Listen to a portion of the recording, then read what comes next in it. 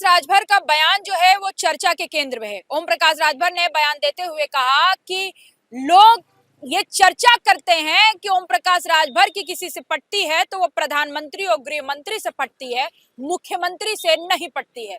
लेकिन मैं मुख्यमंत्री से अब महीने में 8 बार मुलाकात करता हूं और इससे लोगों के मुंह पर ताला लग गया है। यानी कि ओम प्रकाश राजभर अपने समाज को ये संदेश देने की कोशिश कर रहे थे कि आप ये मत समझिए कि आपका नेता बड़ा कमजोर है। आपका नेता मुख्यमंत्री तक आपके मुद्दों को, आपके मांगों को, आपके तमाम आपसे जो हमने वादे किए उसको पूरा कराने को लेकर हम सीएम से मुलाकात करते हैं। हालांकि यहां तक उन्होंने कहा कि बहुत सारे विधायक, बहुत सारे नेता ऐसे हैं जो अपने सदन के नेता के समक्ष कुछ बोल नहीं पाते हैं। नेता और में यही अंतर होता है, क्योंकि उनका कहने का मतलब था ये कि लोडर और लीडर में यही फर्क होता है कि वो अपने नेता के सामने कितना बोल पाता, और मैं अपने मर्जी का मालिक हूं क्योंकि मैं लीडर हूं।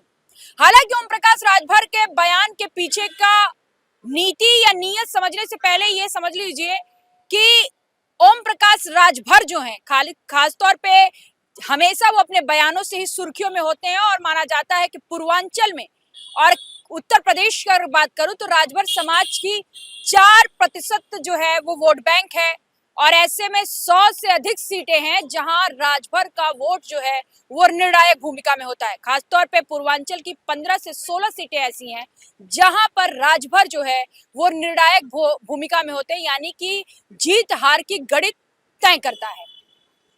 ओम प्रकाश राजभर की जो पार्टी है वो 2002 में बनी, और 2002 के बाद से ओम प्रकाश राजभर की राजनीति जो है वो शुरुआत हुई। 2017 में वो भारतीय जनता पार्टी के साथ चुनाव लड़े, 3 सीटों पे उनको जीत मिली।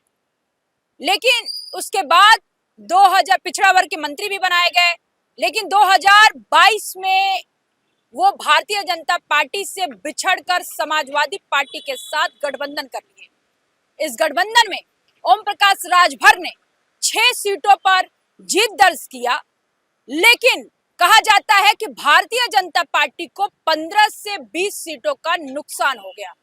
यानी कि पूर्वांचल के 15 से 20 सीटें मायने रखती हैं, जहां पर कहा जाता है कि ओम प्रकाश राजभर का दबदबा है, और उसी दबदबे वाले सीटों में भारतीय जनता पार्टी को ओम प्रकाश राजभर के ना रहने के कारण एक बड़ा झटका भी लग जाता है। लेकिन इसके बाद अगर पीछे जाएंगे तो 2019 का चुनाव जो है 2017 के बाद अकेले ही लोकसभा के लड़े।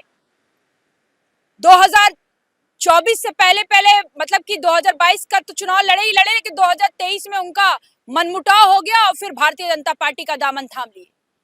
फिर भारतीय जनता पार्टी ने उनको फिर मंत्री बना दिया। अब 2024 का लोकसभा चुनाव भी साथ में बीता। लेकिन सबसे बड़ी बात है कि जो ओम प्रकाश राजभर लगातार अपने समाज में मजबूती का दावा करते हैं, वो कहीं ना कहीं अब ये बताने और जताने की कोशिश कर रहे हैं अपने जनता के बीच में कि आप ये मत समझिए कि आपका नेता जो है वो कमजोर है।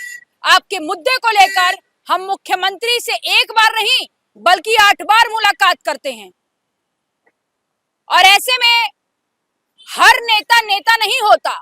बहुत नेता हैं जो लोडर हैं, वो कहीं ना कहीं समाजवादी पार्टी पर भी निशाना साध रहे थे, कांग्रेस पर भी निशाना साध रहे थे, और अपने को ये बताने की कोशिश कर रहे थे कि मैं ऐसा अपने मर्जी का मालिक हूं कि मैं आपके मुद्दे को लेकर प्रधानमंत्री, गृह मंत्री, मुख्यमंत्री तक पहुंच जाता हूं और महीने में 8 बार मुलाकात करता हूं। सियासत में बयान का बहुत बड़ा महत्व होता है, और जब नेता बयान दे देता है तो उसका हर कोई विश्लेषण करता है, क्योंकि नेता के बयान के पीछे या तो डर छिपा होता है या तो निडरता छिपी होती है।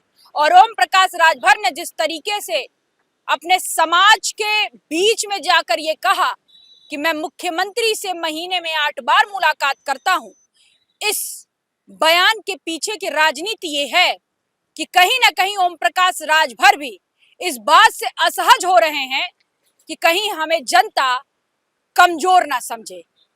अपने समाज के बीच में ओम प्रकाश राजभर ये बताने और जताने और समझाने की कोशिश कर रहे हैं कि राजभर समाज ये ना समझे कि उनका नेता किसी से डिगेगा।